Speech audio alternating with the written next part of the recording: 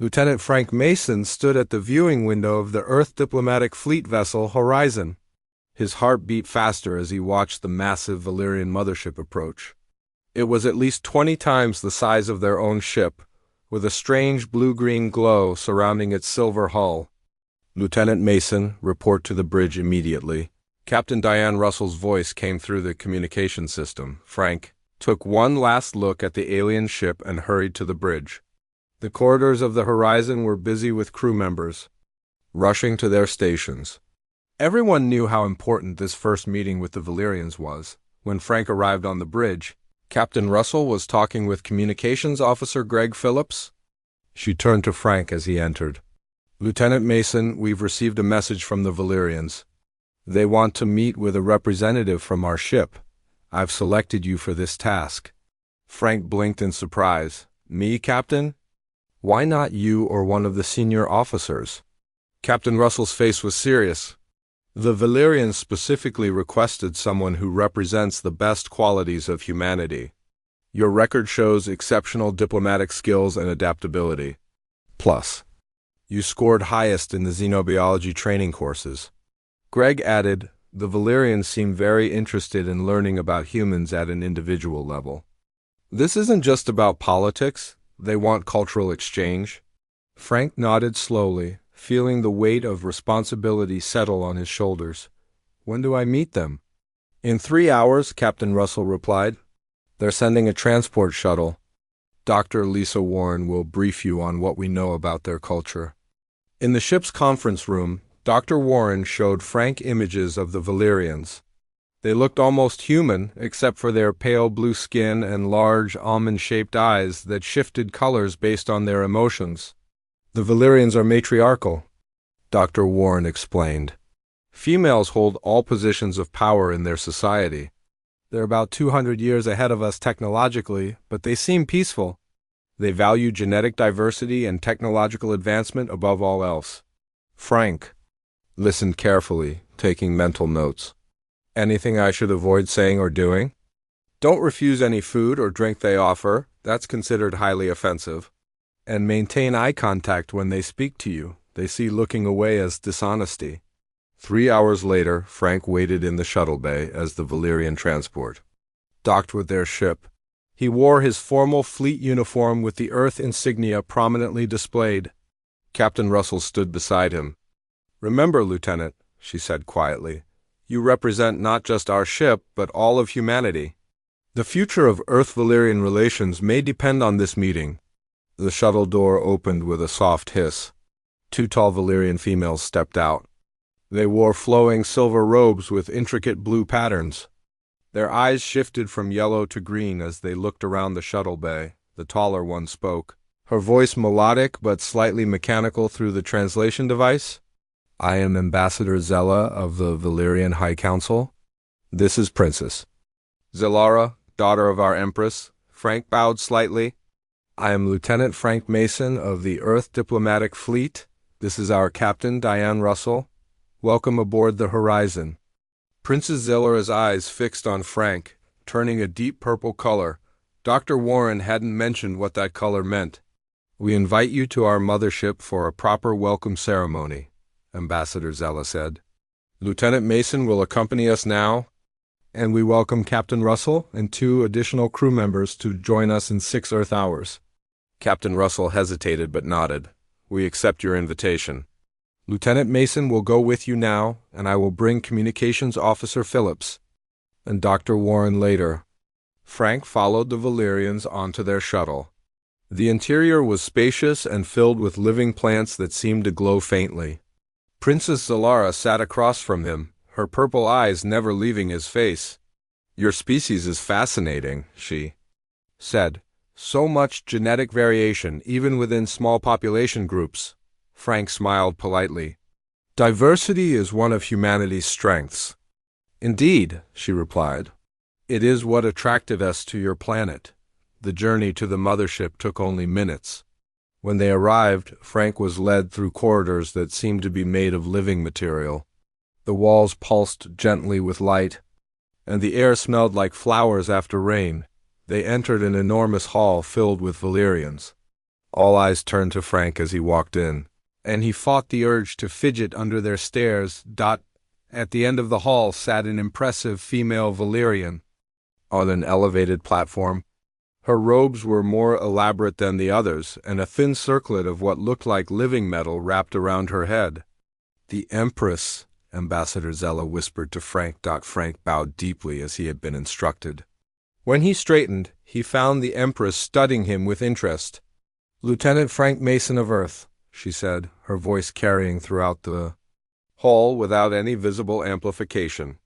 "We welcome you as the first human to visit our mothership." "Thank you, Your Majesty," Frank replied. "I bring greetings from Earth and the hope for friendship between our peoples," the Empress nodded. "We shall have a feast to celebrate this historic meeting." The next few hours passed in a blur of introductions, strange food, and even stranger music. Princess Zalara stayed close to Frank, asking endless questions about Earth, human biology, and Frank's personal life. "Do you have a mate, Lieutenant Mason?" she asked during a quiet moment. Frank thought of Nicole Bennett, the Horizon's navigation officer. They had been dating for nearly a year, though they kept their relationship private while on duty. "I have someone special," he answered carefully. Princess Zalara's eyes shifted to a color Frank hadn't seen before, a deep red with flecks of gold. "Interesting," was all she said. When Captain Russell arrived with Greg and Dr. Warren, Frank felt relieved to see familiar faces. The feast continued with more elaborate dishes and ceremonial drinks. Near the end of the evening, the Empress stood and the hall fell silent. "Today marks the beginning of a new era for both our peoples," she announced. "To cement this relationship, I propose an alliance through marriage between Princess Zalara and Lieutenant Frank Mason." Frank choked on his drink. Captain Russell's eyes widened in alarm.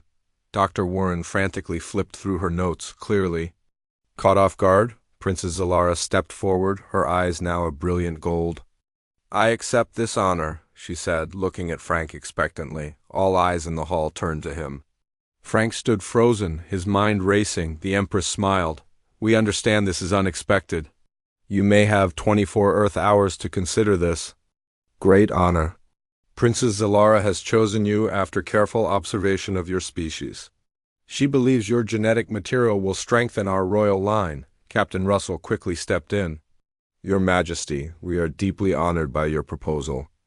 As you understand, this is a significant decision that requires proper consideration." "Of course," the Empress replied.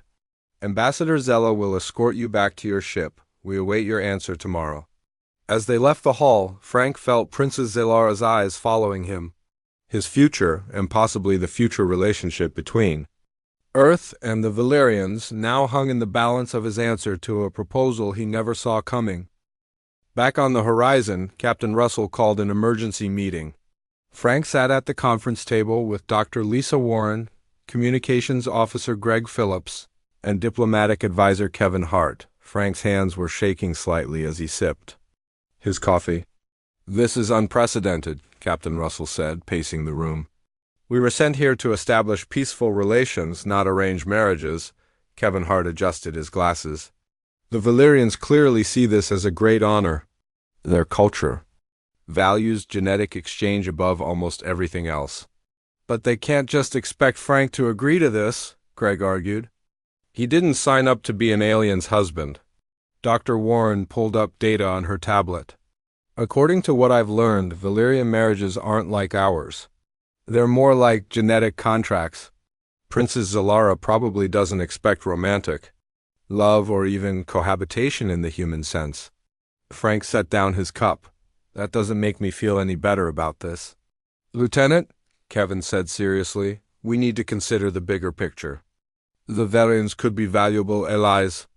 They have technology we can only dream of, especially their medical advances. Refusing the princes could damage Earth's standing with them." Captain Russell stopped pacing. "I understand the diplomatic implications, but I won't order one of my crew to enter into a marriage they don't want, alien or otherwise." "Thank you, Captain," Frank said, relieved. The door to the conference room slid open, and Nicole Bennett walked in. Her face was pale. "Sorry to interrupt," she said, but there's a message from the Valyrian mothership. Princess Zilara is requesting permission to come aboard to speak with Lieutenant Mason. Frank looked at Captain Russell, who nodded after a moment. Grant permission, but have security on standby. Not that they could do much against Valyrian technology if things go wrong. 20 minutes later, Princess Zilara arrived on the horizon. She wore a simpler outfit than before, but the material still shimmered with tiny lights that seemed to move like stars. 2 Valyrian guards accompanied her. Frank met her in the ship's meeting lounge. Nicole stood nearby, officially there as the navigation officer on duty, but Frank knew she wanted to see the alien princess who had proposed to him. "Lieutenant Mason," Princess Zilara said, her eyes a swirling blue-green. "I've brought you gifts to demonstrate my suitability as a mate." She motioned to her guards, who placed several boxes on the table. Princess Zilara opened the first one, revealing a device about the size of a human palm. "This personal health monitor can detect and treat any illness before symptoms appear," she explained. "It would extend your life by approximately 60 Earth years." Frank glanced at Nicole, whose expression remained professional despite the situation. Princess Zilara opened another box. "This contains access codes to Valyrian knowledge databases. Your scientists would advance centuries overnight." The third box held a small crystal. "This power source could run your entire ship for 50 years without recharging." Frank cleared his throat. "These are incredibly generous gifts, Princess Zilara. I'm honored by your interest in me. But I need to explain something about humans." "Please do," she said, her eyes now turning a curious yellow. "For humans, marriage is about choice and compatibility. It's about shared values and feelings." Princess Zilara tilted her head. "Feelings? You mean emotional responses? Our scientists have studied these in other species. They're inefficient for making important decisions." "Maybe," Frank admitted, "but they're essential to us. Marriages based only on practical benefits don't usually work for humans." "I see," she said, though her tone suggested she didn't. "What would make me compatible with you, then?" Frank shifted uncomfortably. "It's not that simple. Compatibility develops over time as people get to know each other. And even then, there needs to be mutual attraction." Princess Zilara's eyes darkened slightly. "Are you saying I'm not attractive to your species?" "No, that's not what I meant," Frank said quickly. "You're very impressive, but I already have feelings for someone else." He glanced briefly at Nicole, whose cheeks flushed pink. "Princess." Zilara followed his gaze to Nicole, her eyes turning that deep red color with gold flecks again. "This female? She is your chosen mate?" Before Frank could answer, Captain Russell entered the lounge. "Princess Zilara, I hope Lieutenant Mason is explaining our customs adequately." "Your customs are strange," Princess Zilara said. "You allow lower-ranking individuals to claim potential mates before those of higher status have made their selections." Captain Russell raised an eyebrow. "On Earth, rank doesn't determine who can form relationships with whom. We value personal freedom in these matters." "Freedom to make inefficient choices?" Princess Zilara asked. "How has your species survived this long?" "We believe those freedoms make us stronger, not weaker," Captain Russell replied. "Now, perhaps we could discuss alternative ways to strengthen relations between our peoples? Cultural exchanges, trade agreements, scientific collaboration?" "Princess." Zilara's eyes shifted to a color they hadn't seen before, a stormy gray.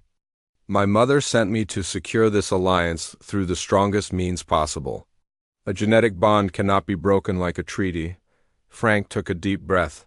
"Princess Zilara, I'm deeply honored by your proposal.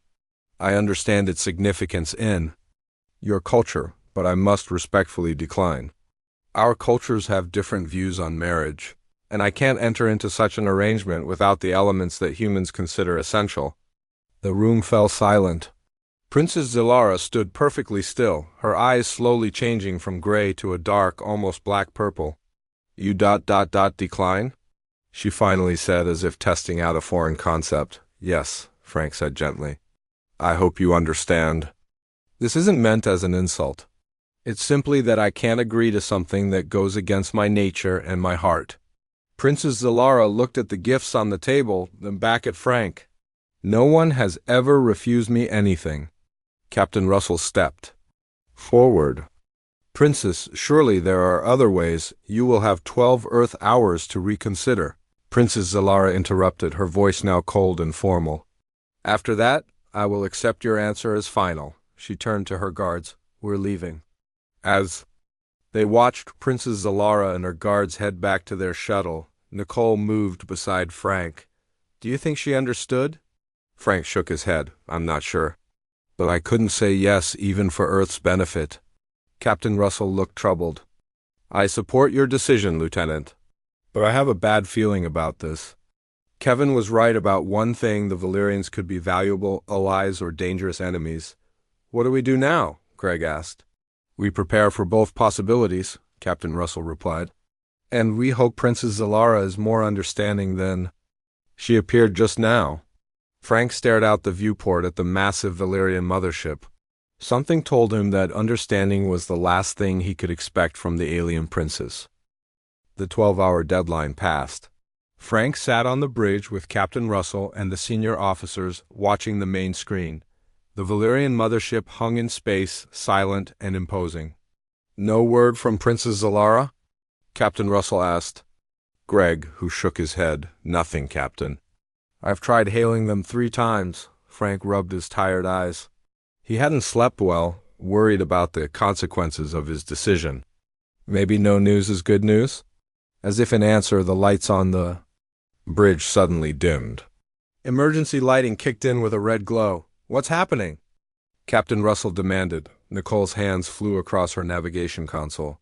Captain, we're losing power to our engines. Something's interfering with our systems. Engineer Paul Davis called up from engineering. Captain, some kind of energy field is surrounding the ship. It's like nothing I've ever seen before. The main screen flickered and changed. Princess Zalara's face appeared, her eyes now a solid black. Earth Vessel Horizon, she said, her voice colder than before. You have insulted the royal house of Valeria. Lieutenant Frank Mason has rejected an honor that many would die for. Captain. Russell stepped forward. Princess Zalara, we meant no insult. As we explained, our cultures have different views on marriage. We still wish to establish peaceful relations with your people. Peaceful relations require respect, Princess Zalara replied. I offered the greatest respect possible to your species, and it was thrown back in my face. Frank moved beside Captain Russell. Princess, please understand. I understand perfectly, Lieutenant Mason, she interrupted. You believe you're primitive. Customs are superior to ours. You think your concept of choice matters more than the advancement of both our species. The ship suddenly shuddered. Captain, Nicole called out. We're completely locked in place. We can't move. Princess Zalara's expression remained emotionless. Your ship will remain sealed until Lieutenant Mason reconsiders his decision. I have locked your systems under my control and, as you might say in your language, thrown away the key. The screen went black. Captain Russell hit the communication panel. All hands, this is the captain. We are in a state of emergency. Report to your stations immediately. The next hour was chaos. Paul and his engineering team tried to regain control of the ship's systems while Dr. Warren analyzed the energy field surrounding them. It's like a bubble, Dr. Warren explained in the emergency meeting. It's permeable to light and some radiation, but nothing solid can pass through it. Not even our communication signals can get out. What about life support? Captain Russell asked. Paul looked grim. That's the problem, Captain. The Valyrian technology is interfering with our environmental systems. Oxygen levels are dropping slowly. We have maybe 48 hours before they reach dangerous levels. Frank slammed his fist on the table. This is my fault. I should have found a better way to refuse. This isn't your fault, Lieutenant, Captain Russell said firmly. No one should be forced into marriage, even for diplomatic reasons. Princess Zalara's reaction is extreme and unjustified. But she's going to kill the entire crew just because I said no to her, Frank said, his voice strained. Kevin Hart frowned. I don't think that's her intention. This feels more like a negotiation tactic, albeit a dangerous one. Some negotiation. Nicole muttered, "What are our options?" Captain Russell asked, looking around the table. Paul ran a hand through his hair. "We're working on bypassing the Valyrian controls, but their technology is far beyond ours. It could take days, and we don't have that much time." Dr. Warren looked thoughtful. "I've been studying the Valyrian culture more deeply since yesterday. In their society, rejection is almost unheard of. Their social structure is based on clear hierarchies, and those of higher rank always get what they want. So Princess Zilara literally doesn't know how to handle being told no," Greg said. "Exactly," Dr. Warren nodded. "This may be her way of trying to make sense of the situation. In her mind, if Frank rejects her, there must be something wrong with the decision-making process, not with her offer." Frank stood up. "I need to talk to her again. Explain better." "That might be exactly what she wants," Kevin warned. "I know," Frank replied. "But if it gives us time to find another solution, it's worth trying." Captain Russell considered this. "Very well, Lieutenant, but be careful what you say. We don't want to make the situation worse." Greg set up a communication link to the Valyrian mothership. After several minutes of waiting, Princess Zilara's face appeared on the screen. Her eyes were still black, but now had small flecks of red in them. "Have you reconsidered, Lieutenant Mason?" she asked without greeting. Frank took a deep breath. "Princess Zilara, I want to understand your perspective better. In your culture, is it common for proposals to be rejected?" She seemed surprised by the question. "Rejection is rare and considered deeply offensive. When the royal family offers a genetic partnership, it is the highest honor possible. In our culture," Frank explained, "marriage proposals are rejected frequently. It's considered normal for people to decline several proposals before finding the right match." "How inefficient," she said with a slight frown. "Maybe," Frank admitted, "but it leads to more stable partnerships in the long run." "Princess, why did you choose me specifically? There are many humans who might be honored by your proposal." Princess Zellara's eyes shifted, the black fading to a dark purple. "You were the representative sent to meet us. This indicated your superior status among your kind. Your genetic profile is exceptional by human standards. Your physical appearance is pleasing." Frank tried not to show his discomfort at being evaluated like breeding stock. "I'm flattered, truly. But Princess, you're currently endangering the lives of everyone on this ship. Our life support systems are failing." "Then accept my proposal," she said simply. "I can't do that," Frank replied. "And killing innocent people won't change my mind. It will only prove that our cultures are too different to form any kind of partnership." Princess Zilara was silent. For a moment, "You would let your crew die rather than accept?" "This isn't my choice," Frank said firmly. "You're the one who has created this situation. In human culture, forcing someone into marriage through threats is considered one of the worst things you can do." The princess's eyes flashed. "I am not threatening you. I am showing you the consequences of your poor decision." "Princess," Captain Russell interrupted, stepping into view, "we have contacted your mother, the Empress, about this situation." This wasn't true, since their communications were blocked. But Princess Zellara's eyes suddenly widened, turning a yellowish color. "You have no way to contact the mothership," she said, but she sounded less certain. "We sent a message before you enacted your blockade," Captain Russell bluffed. "The Empress will be quite interested to learn how you've chosen to conduct diplomacy." Princess Zellara's face hardened again. "It doesn't matter. I am acting within my rights as a royal heir. You have 36 more hours before your oxygen levels become critical. Use that time wisely, Lieutenant Mason." The screen went dark again. Frank looked at Captain Russell. "Nice try, Captain. It was worth a shot," she replied. "But did you notice her reaction? She's worried about what her mother would think. That might be useful." Frank nodded slowly. "She's acting alone. This isn't official Valyrian policy." "Which gives us another option," Captain Russell said grimly. "Now we just need to figure out how to contact the Empress directly." Time was running out for the crew of the Horizon. The oxygen levels dropped steadily as the life support system struggled against the Valyrian interference. People moved more slowly to conserve energy, and non-essential sections of the ship was sealed off to preserve air. In engineering, Paul Davis and Nicole worked frantically to understand the Valyrian technology controlling their ship. "It's like trying to read a book written in smoke," Paul said, rubbing his tired eyes. "Just when I think I understand one part of it, it changes." Nicole pointed to a pattern on her screen. "Look at this. The energy signature pulses every 17 minutes. There's a slight weakening in the field when it does." Paul leaned closer. "You're right.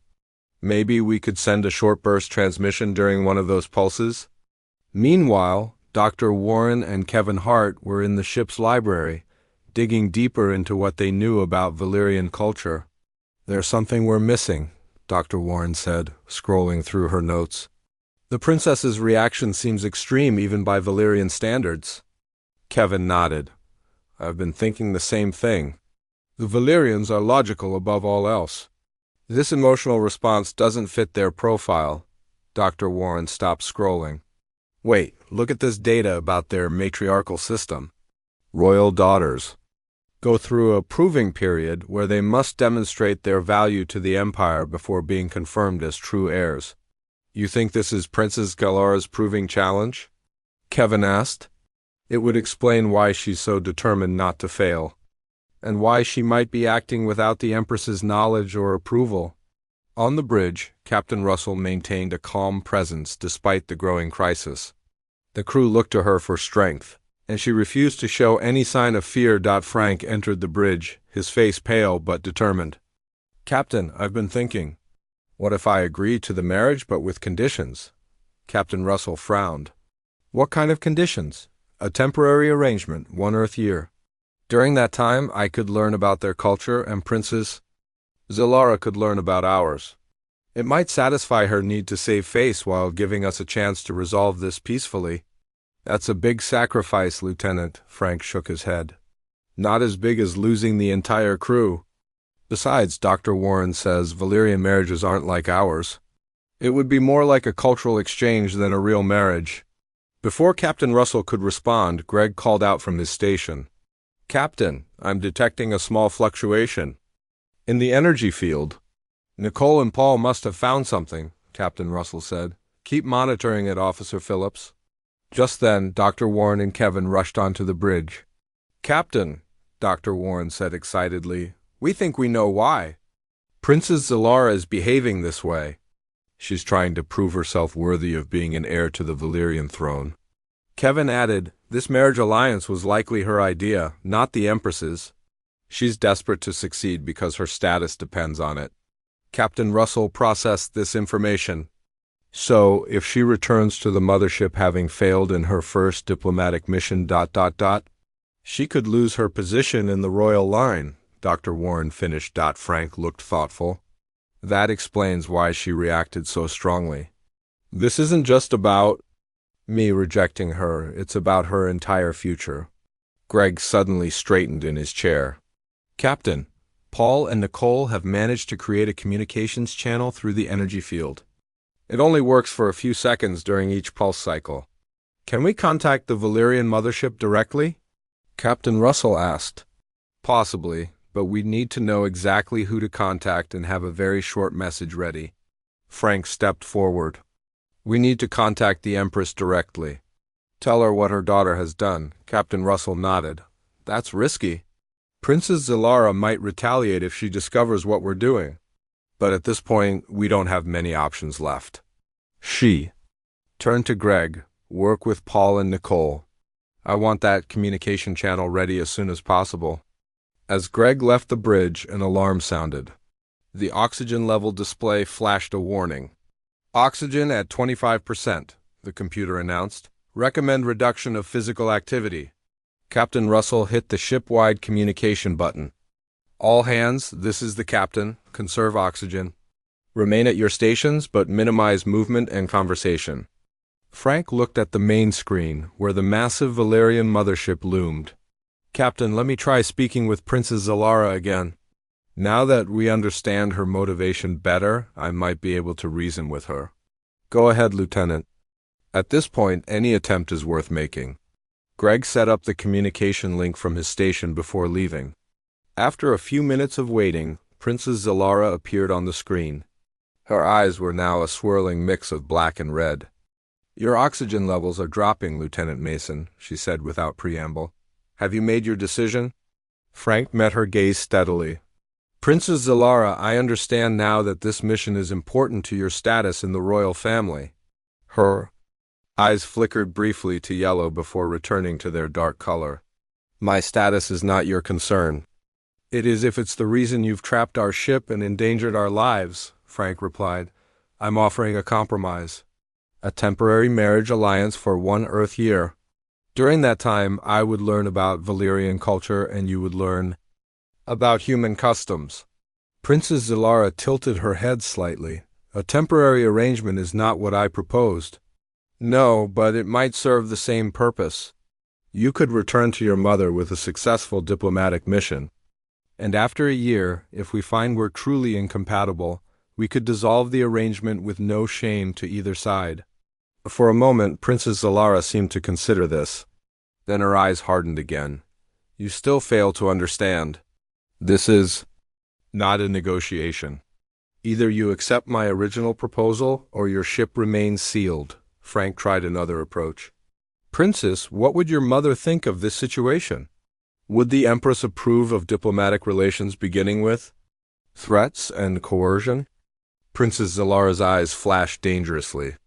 Do not presume to understand my mother's wishes. I don't, Frank said calmly. But I wonder if she knows what's happening here? The princess's eyes suddenly shifted to a mix of yellow and orange colors. They hadn't seen before. Was that uncertainty? Fear? This conversation is over, she said abruptly, and the screen went dark. Frank turned to Captain Russell. I think we hit a nerve mentioning her mother. Good work, Lieutenant, Captain Russell sighed. Now we need to... She was interrupted by a call from engineering. Captain? Paul's voice came through, sounding excited. We've managed to create a small breach in the energy field during the pulse cycles. It's not big enough for a person, but we might be able to launch a small communication probe through it. Captain Russell straightened. Excellent work, Engineer Davis. Prepare the probe immediately. She looked at Frank. We're going to contact the Empress directly. And when we do, I have a feeling Princess Zalara is going to have some explaining to do, Frank nodded, hope rising for the first time since this crisis began. Let's just hope we can do it before we run out of air. The emergency lights on the horizon glowed dimly as the ship's power reserves dwindled. Crew members moved in slow motion to conserve the precious little oxygen that remained. In engineering, Paul and Nicole made final adjustments to a small communication probe. This has to work, Nicole said, her voice barely above a whisper to save air. Paul nodded as he connected the last wire. The probe will only have enough power for one short message. We need to make it count. On the bridge, Captain Russell, Frank, Dr. Warren, and Kevin gathered around the main console. The oxygen level indicator showed just 18% dangerously low. The message needs to be clear and direct, Captain Russell said. We don't have room for diplomatic niceties. Frank looked at the draft message on the screen. We should include evidence. The Empress might not believe us otherwise. Good. Thinking, Captain Russell agreed. Greg, add the sensor readings showing the energy field around our ship and the declining oxygen levels. Greg, who had returned to the bridge, worked quickly despite his labored breathing. Done, Captain. Adding ship status data now. Dr. Warren pointed to the screen. We should mention that Princess Zalara admitted she's acting alone. That part about throwing away the key was quite telling. Kevin nodded. And we should emphasize that we still want peaceful relations with the Valyrians, despite this incident. Captain. Russell looked at the completed message. Perfect. Send it to engineering. The tension was palpable as they waited. Minutes felt like hours as the oxygen levels continued to drop. Finally, Paul's voice came through the communication system. Probe. Ready, Captain. We're waiting for the next pulse cycle in the energy field. Should be in about 2 minutes. Proceed when ready, Engineer Davis. Captain Russell ordered. Frank stood near the main viewport, watching the massive Valyrian mothership. His future, all their futures, depended on what happened in the next few minutes.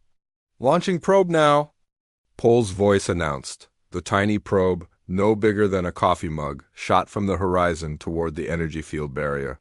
For a heart-stopping moment, it seemed to hesitate at the boundary.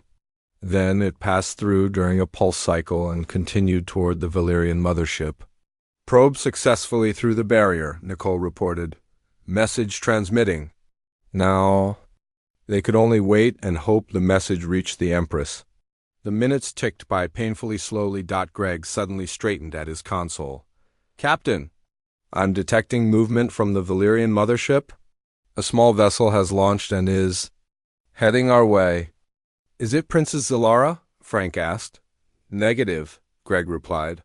Different energy signature. This ship is much larger. The approaching Valyrian vessel was elegant and decorated with intricate patterns that glowed with blue-green light. It stopped.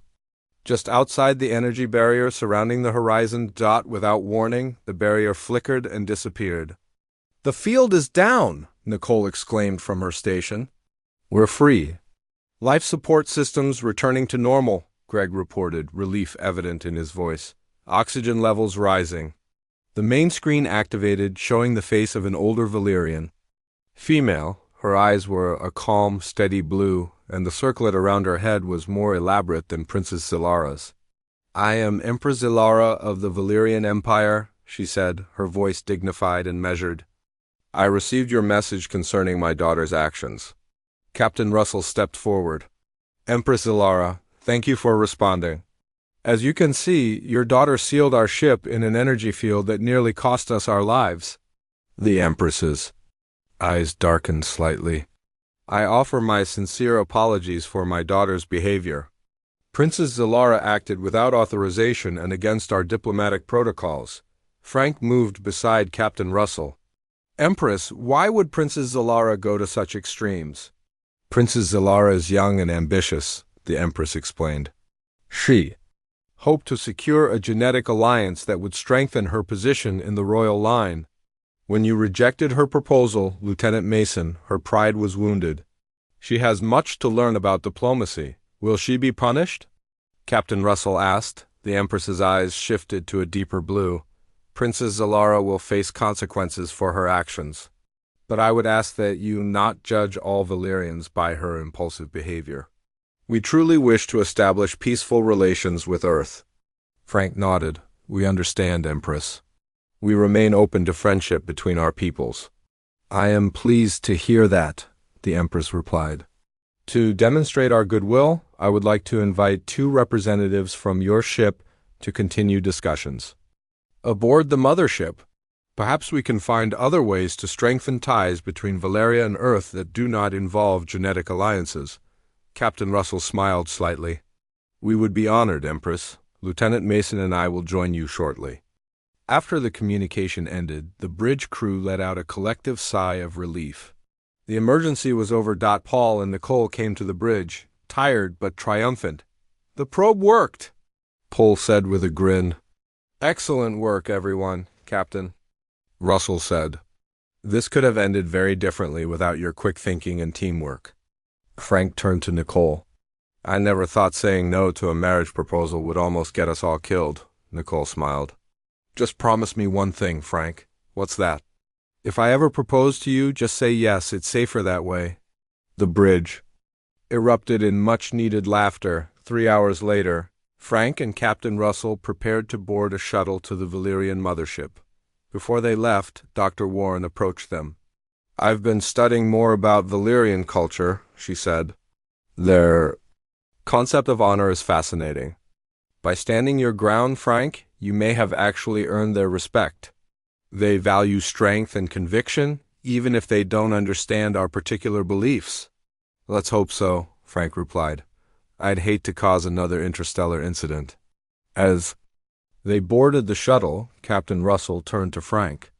You know, Lieutenant, your refusal might have just taught the Valyrians something important about humans. What's that, Captain? That despite our technological limitations, we value our freedom of choice above all else. We won't be coerced or threatened into doing something against our will, even when facing a superior force. Frank nodded. Maybe that's humanity's greatest strength? Our stubborn insistence on making our own choices, even when it would be easier to give in. The shuttle departed for the Valyrian mothership. As they approached, Frank could see Princess Zalara standing with the Empress in the docking bay, her eyes downcast. This meeting would be awkward, but it was a necessary step toward understanding. Between their species, Frank thought about how strange it was that his simple no had caused such chaos. Yet that small word represented something precious about humanity, something worth protecting, even at great risk. Perhaps the Valyrians would learn from this encounter just as the humans had as the shuttle docked. Frank straightened his uniform and prepared to face Princess Zalara again. This time, he would offer something more valuable than marriage, cultural understanding, and genuine friendship between their peoples. In the end, that might prove more lasting than any genetic alliance could ever be.